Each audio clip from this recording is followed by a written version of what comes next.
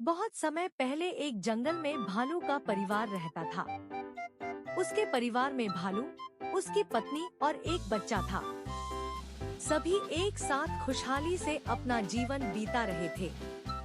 उनके घर में सबके लिए अलग अलग पलंग, खाने की चम्मच, प्लेट, कटोरी जैसी सभी सुविधाएं थी। भालू का घर भी बहुत सुंदर और सजा हुआ था, जिसे देखते ही हर कोई खुश हो जाता था। एक दिन सुबह सुबह भालू के मन में नाश्ता करने से पहले सैर करने का ख्याल आया। भालू के पूरे परिवार को यह बात पसंद आई, लेकिन तभी भालू की पत्नी ने बताया कि उसने सबके पीने से लिए दूध गर्म कर दिया है। फिर उसने सोचा कि क्यों न दूध को सबके बर्तन में डालकर घूमने के लिए चला जाए। वापस आते वक्त दूध पीने लायक हो जाएगा। यह सोचते ही भालू की पत्नी ने ऐसा ही किया और तीनों घूमने के लिए बाहर चले गए। दोनों भालू पति पत्नी हाथों में हाथ डाले घूम रहे थे और उनका बच्चा भी उनके साथ मस्ती करता हुआ चल रहा था। कितना सुहाना दिन है, तीनों ने एक दूसरे से कहा। रोज की तरह आज भी गोल्डीलॉक्स जंगल गई। तभी उसको वहाँ भालू का घर दिखा। गोल्डीलॉक्स ने उनके घर के अंदर झांक कर देखा। सुंदर सा घर और बर्तनों में दूध देखकर उसे लगा कि यह किसका घर होगा, जहां दूध पीने वाला कोई नहीं है।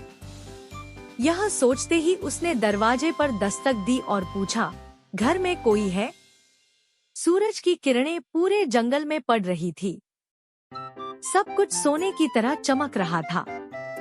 ठंडी हवा चल रही थी और आसमान में पंछी चहचहा रहे थे।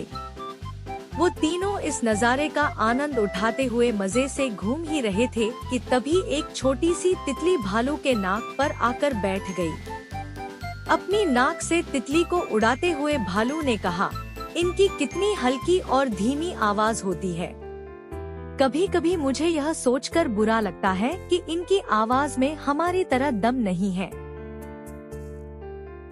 यह सुनते ही भालू की पत्नी ने कहा, आपकी आवाज बहुत दमदार है। मैं भी सोचती हूँ कि काश सभी की आवाज आपकी जैसी होती।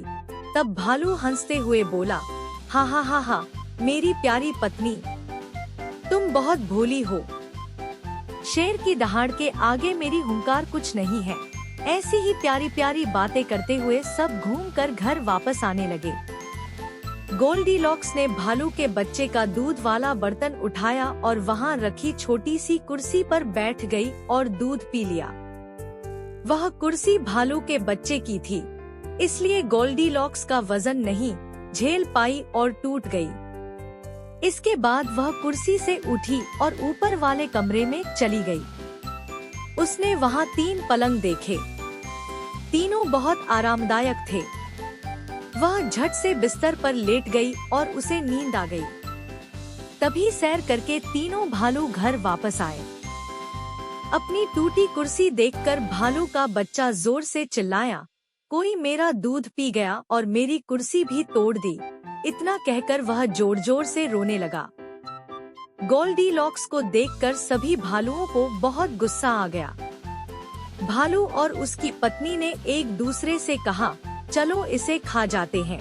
उनकी बात जैसे ही गोल्डीलॉक्स के कान पर पड़ी तो उसकी नींद खुल गई। अपने सामने 3 भालुओं को देखकर वह डर के मारे खिड़की से कूदकर बाहर भाग गई। तीनों भालू ने उसका पीछा करने की कोशिश की, लेकिन पिता भालू के हाथ में सिर्फ गोल्डीलॉक्स के सुनहरे बाल आए।